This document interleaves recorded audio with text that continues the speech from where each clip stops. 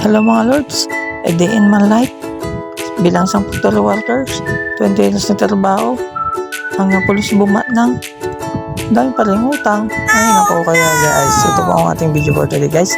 So magluluto po tayo ng ating ulam for today dahil wala tayong pasok. So ang ating puting-ting ay nagising na rin, kaya pinagsain ko na siya para mamaya aga kain na.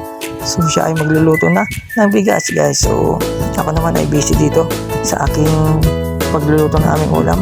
So hinugasan na ang kanyang bigas at ito yung aking binili kanina sa palengke. Budget may nalagang 100 kasi na sa aming apat. So sinamahan ko pala ng talong dahil may nadaanan ako kanina sa gilid-gilid. Kinuha ko na dahil wala yung may-ari. So ngayon nakita ko na yung likado. Yung talong na ihaw ko na rin. Naging kulubot ang talong ng kapitbahay. Nako, kaya pala kulubot na. So ayan, hindi ko na rin pala yung kawali dahil tayo ay mag-gisa-gisa na. Gisain na natin yung ating lulutuin guys. So ang ginamit ko pala dito is, alam nyo na yan guys kung ano yan, Star Margarine, pampagaling at pampatalino, pampatangkad pa. So ito pa yung ginawa naman dito para medyo mas masarap yung ating lulutuin guys dahil ito tayo ng spice. So ayan na yung mga ating tipla, sibuyas, bawang, sili, pinagsabay-sabay ko na.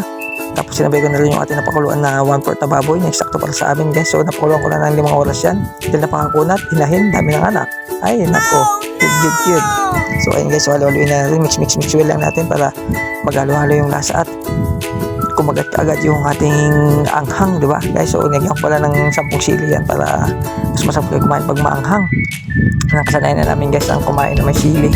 So pati yung bunso, nako, gustong niya maanghang. Nako, gusto yung pinagpapawisan yung puwet. Ay hindi pala, yung bibig. Ay hindi pala. So takpan muna natin guys. So maya konti at lalagyan natin ng ibang kon. Eh so hindi ko pala nakita guys, pinakita yung itong toyo nilagay ko.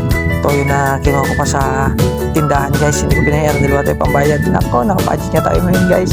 So lagyan natin ng pampamagic. Ito yung pasarap na magic, kahit hindi masarap ang ulam, pag nilagyan mo ng magic sarap, sigurado magmamagic ang lasa. So nilagay ko ng alam guys para eksakto na yung timpla.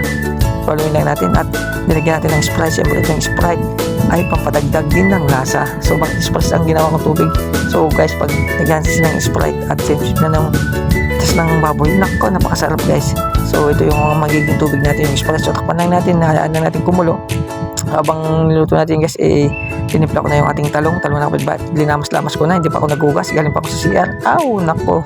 So binalikan ko pala yung ating lulutuin ngayon, niluluto ko pala kanina na yung adobo spicy.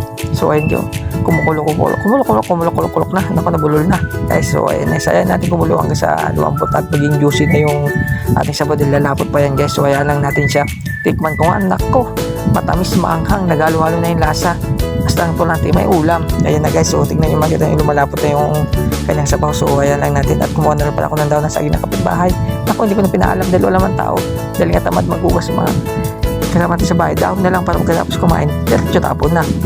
So ayan, nakataob na naman ng isang kalderong kanin nito. So ayan, luto na po lang yung ating ulam at ready natin, prepare na natin, ilatag na natin at kumain na tayo guys.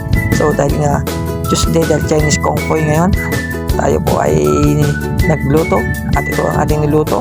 Ang ulam natin ngayon ay spicy porky. Though may kasamang insaladang talong guys at pritong talong. Yan ang ating ulam for today. So ayun, nakapesto na guys. So ano pang hinihintay nyo? Eating time na dahil ito na hinihintay natin dahil almost 1 PM na. Nako, tanghali naman guys. So alin na kayo guys, kumain na po tayo para mabusog na. So thank you for watching and God bless po. Sana nagustuhan nyo ang aking video guys. So thank you for all. Nako, salamat po sa ating mga followers dyan, lahat ng viewers natin. Thank you for supporting me.